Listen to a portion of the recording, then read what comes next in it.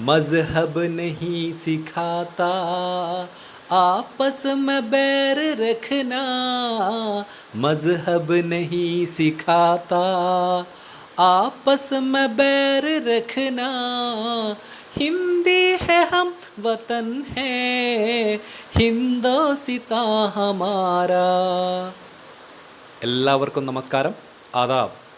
Thalassery north ഉപജില്ലയുടെ ഉറുദു ക്ലബിൻ്റെ ഉദ്ഘാടനം നിർവഹിച്ച ബഹുമാനപ്പെട്ട AU Ranjith Kumar sir, BPC Jalachandran sir, മറ്റ് അധ്യാപകരെ, സഹപ്രവർത്തകരെ, ഉറുദു സ്നേഹികളെ, തലശ്ശേരി നോർത്ത് ഉപജില്ലയിൽ ഉറുദു ക്ലബിൻ്റെ ഉദ്ഘാടനവും അതിൻ്റെ പ്രവർത്തനവും തീർച്ചയായും ഉറുദു വിദ്യാർത്ഥികൾക്കും അധ്യാപകർക്കും ഉറുദു ഭാഷാ പഠന രംഗത്ത് ഒരു മുതൽക്കൂട്ടായി മാറട്ടെ എന്ന് ആശംസിക്കുന്നു. ഇന്ത്യയിൽ പിറവിയെടുത്ത് ലോകം മുഴുവനും പടർന്നു പന്തലിച്ച ഭാഷയാണ് ഉറുദു. ഉറുദു അതിൻ്റെ ലാളിത്യം കൊണ്ടും മാധുര്യം കൊണ്ടും ജനമനസ്സുകളിൽ ഇടം പിടിച്ച ഭാഷയാണ്. ഇന്ത്യയുടെ മഹത്തായ പാരമ്പര്യത്തെ ഉൾക്കൊണ്ട ജനമൈത്രിയുടെ സന്ദേശം നൽകുന്ന ഭാഷയാണ് ഉറുദു. അനേകം കവികളെയും സാഹിത്യകാരന്മാരെയും സൃഷ്ടിച്ചെടുത്ത സാഹിത്യ സമൃദ്ധിയുള്ള ഭാഷയാണ് ഉറുദു. ഭാഷ എന്നത് മാനവ സംസ്കാരത്തിൻ്റെ പ്രതീകമാണ്. ഉറുദു ഇന്ത്യയുടെ സാംസ്കാരിക വൈവിധ്യത്തിൻ്റെ അടയാളമായി ഇന്നും നിലകൊള്ളുന്നു. ഉറുദുവിൻ്റെ അടിവേരി തേടിപ്പോയാൽ നാം എത്തിച്ചേരുന്നത് സംസ്കൃതത്തിലാണ്.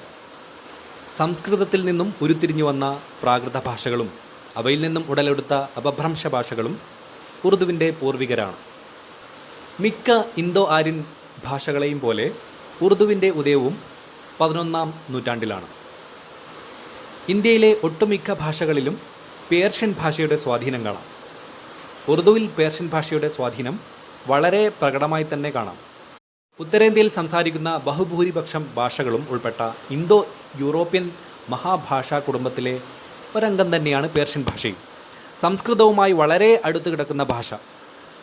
ആര്യന്മാർ പേർഷ്യയിലെത്തിയപ്പോൾ അവർ സംസാരിച്ചിരുന്നത് ഈ പുരാതന പേർഷ്യൻ ഭാഷയാണ്. പിന്നീട് ഇന്ത്യൻ ഉപഭൂഖണ്ഡത്തിലേക്ക് പ്രവേശിച്ചപ്പോൾ അവരുടെ ഭാഷയിൽ സംഭവിച്ച വ്യതിചലനത്തിൻ്റെ ഭാഗമായി സംസ്കൃതം പിറവിയെടുത്തു. എന്നാൽ പിൽക്കാലത്ത് പേർഷ്യൻ ഭാഷയിൽ സെമറ്റിക് തുർക്കിഷ് ഭാഷകളുടെ പ്രകടമായ സ്വാധീനമുണ്ടായി. മുഗൾ ഭരണകാലഘട്ടത്തിൽ പേർഷ്യൻ ആയിരുന്നു അവരുടെ ഔദ്യോഗിക ഭാഷ. അതുമൂലം മിക്ക ഇന്ത്യൻ ഭാഷകളിലും പേർഷ്യൻ ഭാഷയുടെ പ്രഭാവം ഉണ്ടായിട്ടുണ്ട്. ശുപാർശ, ഹാജർ, ദല്ലാൾ, അദാലത്ത്, വക്കീൽ, ഗുമസ്തൻ, ഹരജി, അസൽ, നാസ്ത, സർബത്ത് തുടങ്ങി ഒട്ടനേകം പദങ്ങൾ ഉറുദു പേർഷ്യൻ ഭാഷകളുടെ സ്വാധീനത്താൽ മലയാളത്തിൽ വന്നിട്ടുള്ള പദങ്ങളാണ്. ലോകത്തിലെ ഏറ്റവും ജനപ്രിയ കാവ്യശാഖകളിലൊന്നായ ഗസൽ ഉറുദുവിൻ്റെ ജീവനാഡിയാണ്. മറ്റ് ഭാഷകളിലും ഗസൽ ഉണ്ടെങ്കിലും ഉറുദു ഗസലുകൾ നേടിയ പോപ്പുലാരിറ്റി മറ്റൊന്നിനും ഉണ്ടായിട്ടില്ല. ये दौलत भी ले लो, ये शोहरत भी ले लो, भले छीन लो मुझसे मेरी जवानी, मगर मुझको लौटा दे बचपन का सावन, वो कागज़ की कश्ती, वो बारिश का पानी, वो कागज़ की कश्ती, वो बारिश का पानी.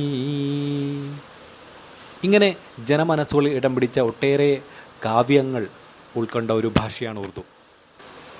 ഇന്ത്യൻ സ്വാതന്ത്ര്യ ചരിത്രത്തിൽ മുഖ്യമായ പങ്കുവഹിച്ച ഭാഷയാണ് ഉറുദു.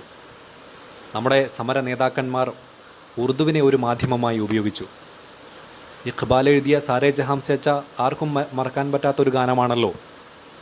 ഇന്നും ഇന്ത്യൻ ജനത നെഞ്ചോട് ചേർത്ത് വെക്കുന്ന ഒരു ഗാനമാണ് സാരേ ജഹാം സേ അച്ഛാ എന്ന് തുടങ്ങുന്ന ആ മനോഹരമായ ദേശഭക്തി ഗാനം.